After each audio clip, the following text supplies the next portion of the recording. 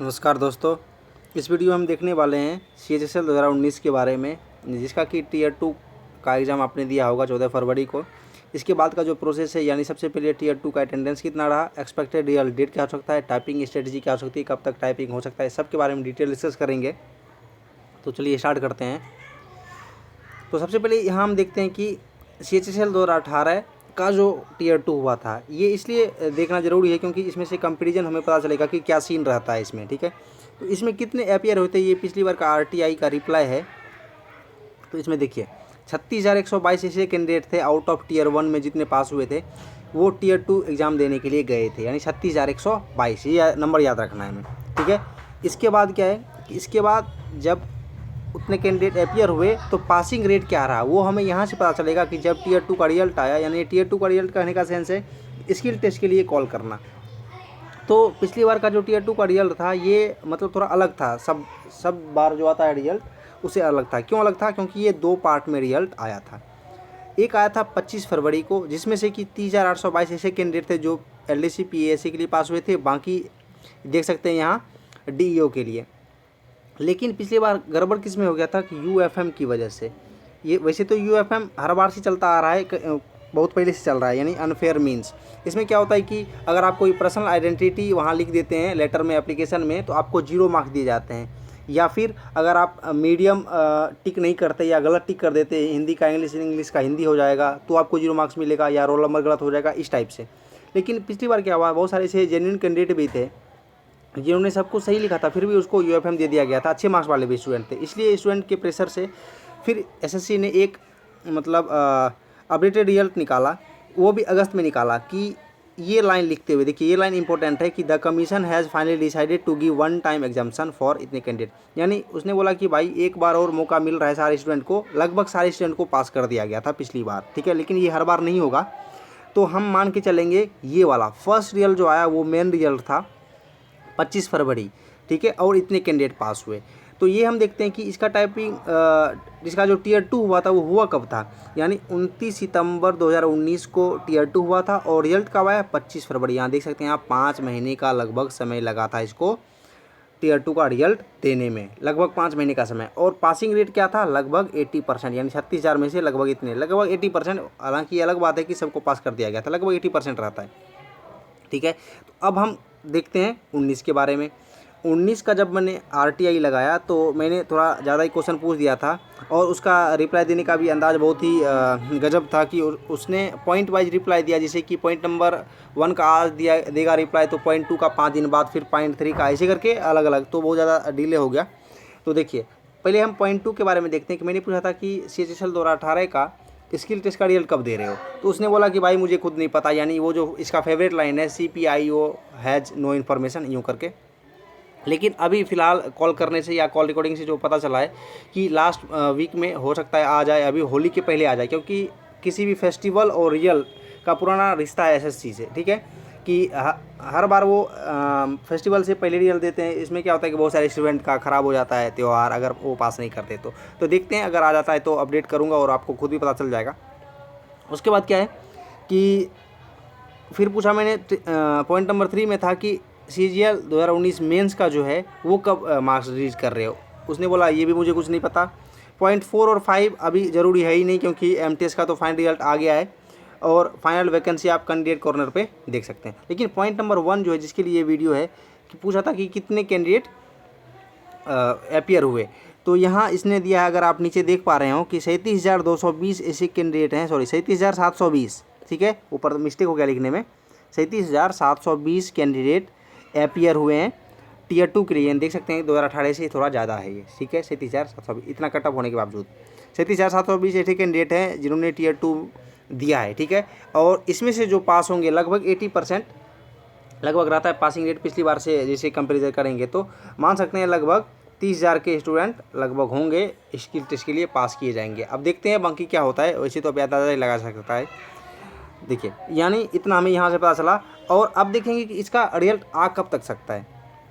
पिछली बार क्या था कि पिछली बार देखिए 29 सितंबर को, 29 सितंबर 2019 को टीयर 2 हुआ था, और पहला रिजल्ट कब आया था 25 फरवरी 2020 को आया था रिजल्ट, ठीक है। ये टीयर 2 है, ये टीयर 2 का रिजल्ट है। देख सकते हैं आप 5 महीने का समय है, ठीक है, लगभग लगा। लेकिन हो सकता है अगर इस बार एसएससी थोड़ा सा जल्दी करने की कोशिश भी करे तो इसमें से क्या होगा, इसमें से होगा, हो सकता है वो 3 महीने या 3 से 4 महीने में अगर हो सकता है रिजल्ट दे दे, तो देखते हैं क्या होता है। लेकिन मेरे हिसाब से कि लास्ट वीक ऑफ मई तो नहीं हो सकता, लेकिन हाँ जून में आपका रिजल्ट आ सकता है, क्योंकि जून में लगभग 4 महीने का समय हो जाएगा। हो सकता है जून के फर्स्ट वीक में या किसी भी वीक में जून में रिजल्ट आ सकता है। और एक चीज़ और हमें यहाँ पता रखना है कि 30 जून को लगभग 2018 CHSL का फाइनल रिजल्ट आ रहा है, ठीक है। 30 जून को ये जब आ जाएगा फाइनल रिजल्ट, तो मेरा मानना ये है कि इसके बाद ही स्किल टेस्ट होना चाहिए, ठीक है। क्यों, और होगा भी इसलिए क्योंकि टीयर 2 के रिजल्ट के कम से कम 1 महीने का गैप तो रहता ही है स्किल टेस्ट में। और वैसे भी आप खुद अगर सोचेंगे तो आपको ज़रूर ऐसा लगेगा कि ऐसा ही होना चाहिए, क्योंकि अगर फाइनल रिजल्ट आ जाता है CHSL का 2018 वालों का, इसमें बहुत सारे ऐसे कैंडिडेट होंगे जो फाइनली सेलेक्ट हो जाएंगे और उनको ये लगेगा कि हाँ मुझे अच्छी पोस्ट मिल गई है, तो वो अगले स्किल टेस्ट में नहीं जाएंगे। वरना क्या होता है हर बार SSC का काम कि फाइनल रिजल्ट के पहले ही दूसरा हो जाता है, ताकि स्टूडेंट रिपीट होते रहते हैं। इसमें नुकसान हो जाता है कुछ जो स्टूडेंट जिसके मार्क्स बॉर्डर पे हैं, यानी थोड़े से करीब हैं सिलेक्शन के, ठीक है। तो वैसे भी ऐसा तो पक्का होगा कि स्किल टेस्ट इसके फाइनल रिजल्ट के बाद ही होगा, और टीयर 2 का रिजल्ट लगभग जून में दिया जाएगा, ठीक है। तो ये तो एक्सपेक्टेड है, देखते हैं आगे क्या होता है, ठीक है।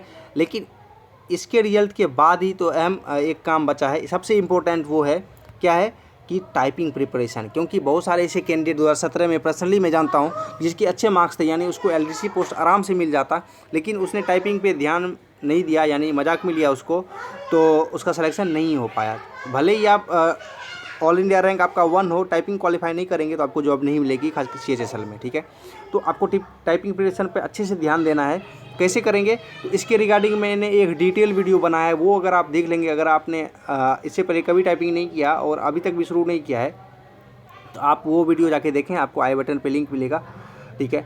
तो उसमें से आपको टोटल स्ट्रेटजी पता चल जाएगा आपको करना क्या है, ठीक है। और वो आप अगर फॉलो करते हैं तो यकीन मानिए आपका अभी भी कम से कम 4 से 5 महीने का समय बचा हुआ है। कम से कम 4 महीने तो ज़रूर है टाइपिंग के लिए।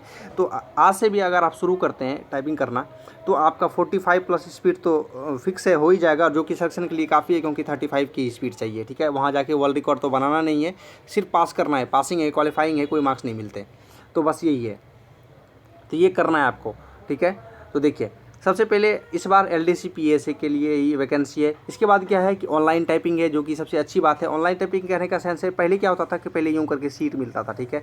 इसमें बहुत सारे की स्ट्रोक होते थे, यानी वर्ड्स होते थे, कभी 400 वर्ड्स होते थे, कभी 390 होते थे। ऐसे तो स्टूडेंट कन्फ्यूजन में रहते थे कि भाई मुझे 785 की स्ट्रोक लिखने हैं या ज़्यादा लिखने हैं, एक्यूरेसी पे ध्यान देना है या सीट पूरा करना है इसमें।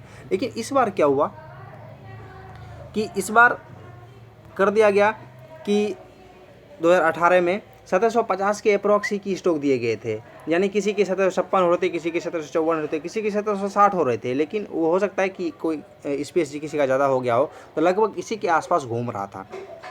यानी आपको यहाँ से एक चीज़ दिमाग में रखना है कि आपको एक्यूरेसी पे सबसे ज़्यादा ध्यान देना है, क्योंकि अगर की स्ट्रोक 1750 के लगभग ही रहे और अगर आपकी एक्यूरेसी कम होगी तो सिलेक्शन का चांस बहुत कम हो जाएगा। और नंबर 2 इम्पोर्टेंट, लाइन मिस नहीं करना है। लाइन मिस अगर आप करेंगे तो एक लाइन में बहुत सारे वर्ड्स होते हैं और बहुत सारे की स्ट्रोक होते हैं, वो अगर पूरा मिस हो जाएगा तो आपका एरर में काउंट हो जाएगा और आपका सिलेक्शन का चांस बहुत ही कम हो जाएगा। तो 2 चीज़ खास ध्यान रखना है, स्पीड धीरे धीरे इंक्रीज हो जाएगी, लेकिन एक्यूरेसी मेंटेन रखना है ये।